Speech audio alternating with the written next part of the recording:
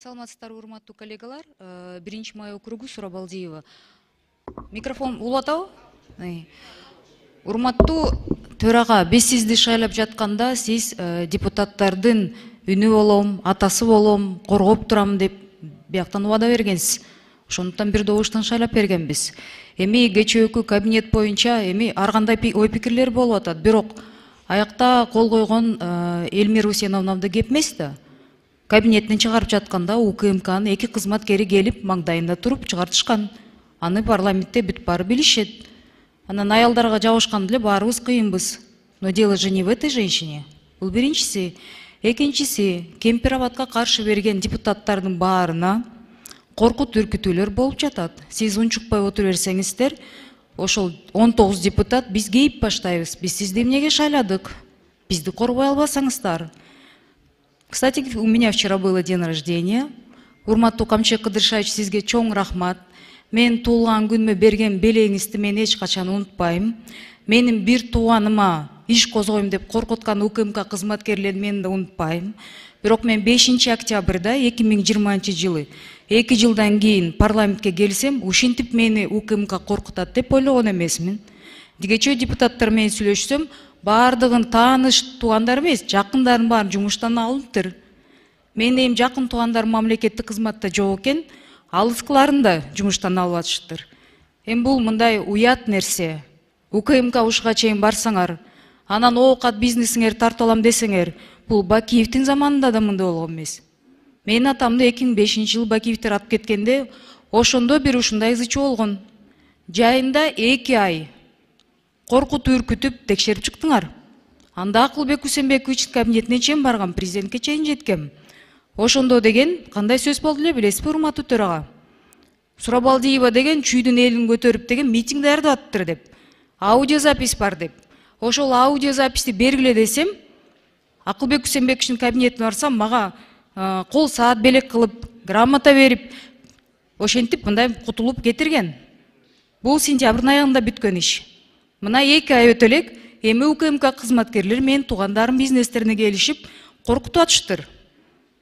Ал кызды тыйынсыз калтырам деп, талаада каласың деп. Мен Кемпирабадка добушту бергенде силер эмне, даже видимость демократии не будете создавать? Я понимаю, здесь все боятся, но не до такой же степени. Мы вас для чего избрали спикером? Бардыңар табакташ болуп отуруп алып туруп, анан бизде бир-бирден ушинтип атып эле салбайсыңарбы? Бул эмне деген? 2020 жылдын 5 октябрдын түнү 6 октябрга ким каякта эмне кылып жүргөнү аны калың катмар. Саламатсыздарбы, урматтуу Нурлан Тургунбекович, урматтуу Акылбек Усенбекович, урматтуу депутаттар, урматтуу бүгүнкү жыйындын катышуучулары. Мен азыр ушул капыл-тупул эле машинада келатып угуп калдым. Эльвира Сурабалдиева урматтуу депутатыбыз да, Эльвира Жыгалбековна. Так, ошол биздин ГКМБнын кызматкерлери коркутуп үркүтүп, жанагы налог боюнча маселелерди көтөрүп атат деп. Бул боюнча мен бир пояснение берип коеюн, урматтуу депутаттар. Бул маселе мындай. Эльмира Жыгалбековнанын өзүнүн, бир туугандарынын карамагында Кудайберген деген базар бар. Кудайберген деген базарда 3000ден ашык контейнер бар. Так, ошол контейнерлерден булар, мен эми түшүндүрүп бергенге мажбур болуп атам. Бир нече мындай маселелерди ачканга мажбур болуп атам. Ошол контейнерлерде булар ар бир адамдан контейнерден 2000-3000ден жыйнадык деп отчет беришет. А бирок жыйнаганы, эң аз жыйнаганы 7000ден 15000ге чейин жыйнашат. Ошол жерде налогтордун баарын эсептеп чыкканда, муну ГКМ эсептеп чыкпайт. Муну биз тапшырма бербейбиз. Муну биздин налоговый инспекция эсептеп чыкканда, бүгүнкү күндө Кудайберген базары мамлекетке 70 миллион сомдун тегерегинде налог төлөбөй коет. Так, бул боюнча акты түзүлгөн. Жана муну булар төлөөгө милдеттүү. Бул элдин, мамлекеттин акчасы. Анан депутатмын деп туруп эле бул жерден чыгып трибунан бар деп туура эмес маалыматтарды таратканды токтотуш керек. Биз эч кимге эч кандай мыйзамсыз мамиле кылбайбыз. Кылууга акыбыз дагы жок. Анан сырткары дагы бир эки урматтуу биздин депутаттарыбызга иштер бар. Мында алдын ала айтып коеюн. Эртең дагы айтып чыкпагыла. Так. Кээ бирлерине өтө оор кылмыштарга байланыштуу иштер азыр дайындалып, уже экспертизалар чыгып атат. Жакында Ген прокуратура иш козгой турган болсо, ага дагы айтып чыкпагыла. Өтө оор кылмыштарга шектелүү адамдар бар. Араңыздарда отургандар. Ал шектелүүнү биз териштирип чыгышыбыз керек. Ал боюнча бизге керектүү адамдар өздөрүнүн арыздарын берди. Биздин милдетибиз. Эгерде ошол арыз түшсө, биз аны карабай койсок, ошондо айтса болот. Мына мен арыз жаздым, мен арызым карабай атышат депчи. Эгерде биз ошо текшерүү маалында, же болбосо иликтөө маалында ал кылмыштар такталбай турган болсо, аны дагы сот аркылуу чечим кабыл алынат. Ошондуктан, урматтуу Элмира Жыргалбековна, сиз маган эч кандай претензия коюуга мындай негиз жок. Мен сизди көргөн да эмесмин, сүйлөшкөн да эмесмин, учурашкан да эмесмин, байланышкан да эмесмин. Так. Ошондуктан сизди депутат катары сыйлайбыз. Эгерде сиздин кайсыл бир деңгээлде мыйзам менен өзүңүздүн бир проблемаңыз болсо, налоговый инспекцияга барыңыз, олтуруңуздар, разберитесь, так? Андан кийин гана айтсаңыз болот. Эч кандай бир адамыңызды апарып биз камаган жокпуз, же башка кылган жокпуз. Жок жерден айта берген туура эмес болот. Тем более мен атымды атаганда, значит, мен атымды атап, фамилиямды атасам эле баары ушундай болуп кетет экен деген ойдон алыс болуңуздар. Мыйзамдын чегинде гана барыңыздар. Эгерде претензияңыз болсо, дагы бир жолу айтам, налоговый инспекциянын башчысы баруу берди. Ким эле? Туруп коюңузчу. Вот налоговый инспекциянын башчысы отурат. Ушуга претензияңызды айтыңыз, налогуңузду төлөңүз. Эгерде налог төлөбөй турган болсоңор, мыйзамдын чегинде биз чараны колдонобуз. Рахмат, кечиресиз. Рахмат, 5-чи микрофон. Рахмат. Урматтуу салык кызматынын жетекчиси. Микрофонду аласыздарбы? Кудайберген базарында, жайында 2,5 ай текшерүү жүрдү, туурабы? Канча салыкты доначисление болду, канчасын төлөштү? Ован мен, ал мен апам. Маркум Жыргалбек Сурабалдиевдин жубайы. Мурдакы эми ана вдова сейчас. Сколько доначислили? В порядке 2 миллионов. Прошло сколько месяцев с того периода проверки? Сентября. 2 месяца. Бир ай. Бир ай өттү. Бир айда сизди адашты деп, сизди ГКМБ текшердиби? Жоопкерчиликке тартылдыбы бирөө? Салык кызматынан? Жок. Тартылган жок. Сиз адаштыңызбы? Же Камчы Кыдыршаевичтин бир тууган иниси биякта турат, Элвира, сен Кемпироватка каршы бербедиңби, өзүңдөн көр деген сөздү мен кандай түшүнөйүн анда? Биякта азыр иниси айтат, причем тут я деп. А причем тут мои родственники тогда? Кечөө мага мына Кудайдын куттуу күнүндө, мен туулганымда мына досу отурат жанымда, кабинетине чакырып алышып, гүл берип, торт берип, туулган күнүңүз менен куттуктап деп, ошактан сураганда ма берген жооптору. Жанында отурган кишисинен мына бир тууган иниси. Бул эмне дегендик десем, эми сиз каршы бербедиңизби дейт. Анан менин тиешем жок деп ошентип жооп берет. Жок, салык кызматы биз экөөбүз түшүндүк бирибизди. Бизде, урматтуу төрага, бизде канча президент бар мамлекетибизде?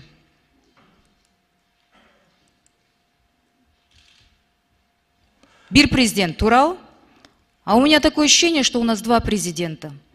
Причем второй негласный президент. Каалагандай калчап, каалаганын коркутуп, каалагандай кылып атат да. Алыңар аял кишиге күнүңөр түшүп калгандай болуп, алыңар мага эле жетип калса, Камчы Кыдыршаевич, сиздин да аялыңыз бар, сиздин да кыздарыңыз бар. Мени 17 жыл мурда менин апамды Бакиевдер чырылдатып күндүз атамды атып кеткенде жалдыратып коюшкан. Ошондо 40 күн келип мени кураткан.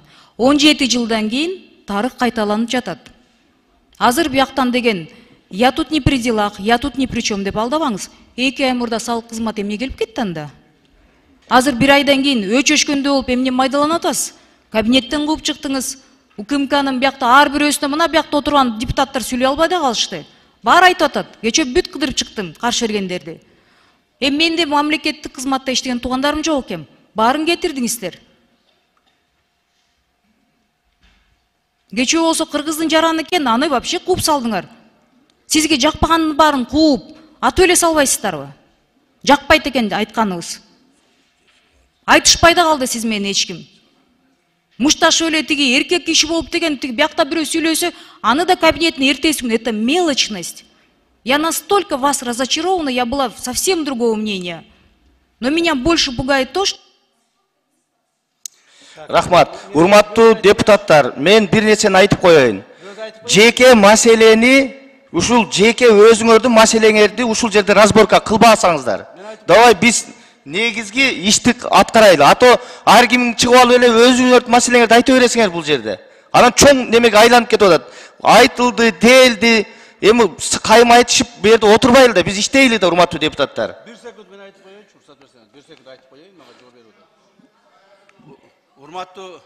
Урматтуу Элвира Жыргалбековна, дагы бир жолу айтайын сизге.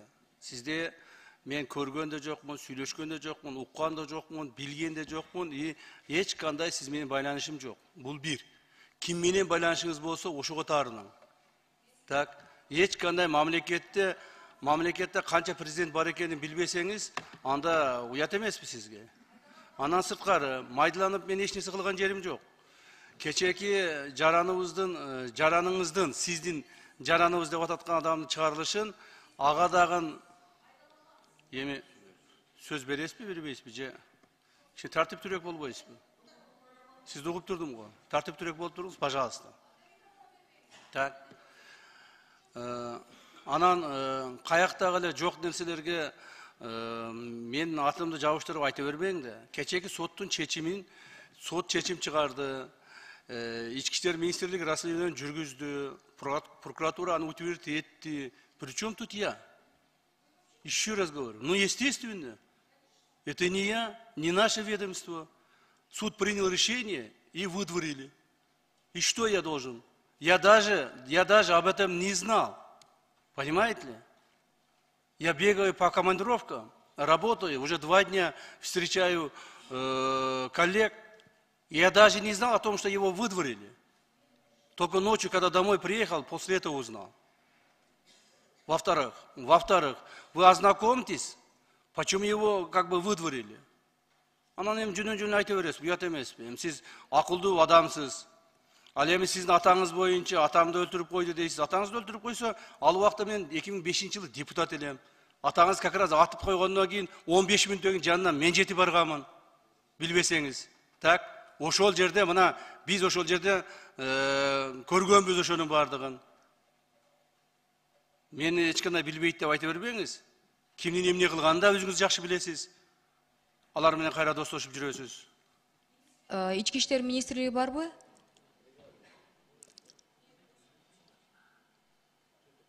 Орун басарлары барбы? Азыр өзү келет бул жакта. Бишкек-Ош трассасында 2021-жылы канча ДТП болду? Жооп бере тургандар үстү жакта, ылдый жакта отурбайсыздарбы? Жооп берип коесуздарбы? Кураторлор.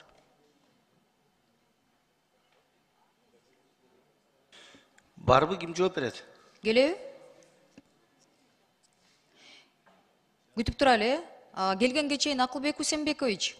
Эми төрага микрофонду өчүрүп салды, бирок биякта миңдеген адам азыр миллиондогон телевизор көрүп жатат. Журналисттер үчүн жооп берип коюн, тактап коеюн. Кудайберген жөнүндө мынчалык жала жаап жаткан биздин УКМК жетекчиси Кумтор жана Кемпирабад боюнча да алдаса керек да. Кудайбергенде 1376 контейнер бар, 15 000 сомдук аренданы желелик төлөбөйт. 6 миңден 8 миңге чейин бир этаж үстүнө коюлса 1 000 сом кошулат. Бул биринчи. Экинчи, проверка жаңы эле бүткөндөн кийин 2 ай сиз экөөбүз ал жөнүндө жолукканбыз, сиз билесиз, мен билем. Салык кызматы УКМКга жооп берет болуш керек. Экинчиси, айтыла турган нерсе, Акылбек Усенбекович, он же ваш заместитель, председатель ГКМБ, туурабы? Да.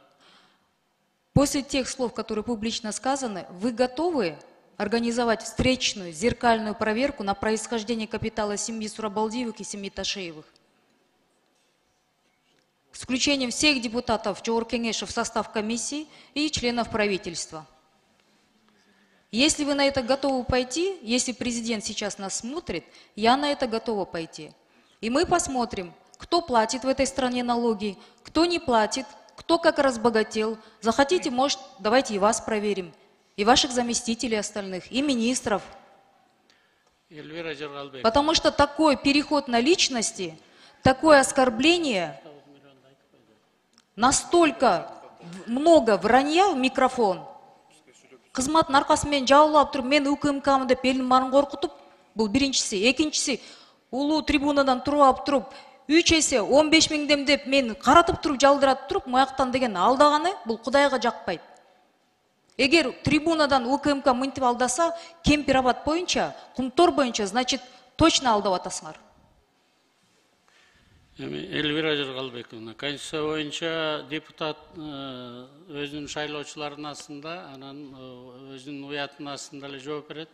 Туура айтасыз. Бул биринчиси, экинчиси Акылбек Усенбекович. Укпайсызбы? Суроо бердиңиз, угуңузчу, андай сүйлөй бериңиз. Бир топ кичүүсүз, менден дагы. Анан өтөп эле аша чаппасаңыз да. Анткени азыр мына мен салык инспекциясынын директоруна сөз берем. Бул так маалыматтарды айтсын. Аланы эми саясатка айландырбасак да. Акылбек Усенбекович, салык кызматы биякта турса, давайте анда сиз кайым айтышпай дейт, чын болуңуз дейт, до конца. Чын бололу. Июль, август 2 ай сизди издеп жүргөндө, телефондорду албай, жооп бербей, барганда деген, эмне болду десем, сиз деген аудио запись бар экен, ошакта Сурабалдиева деген митингге чакыраттыр деп, ошол аудио записти элге чыгарыла дедим.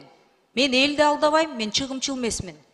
Мен Кудай астында таза жүргөн адаммын десем, жооп бере алган жоксуңар эч кимдер. Мына Алтынбек мырза турбайбы? Көзү турат.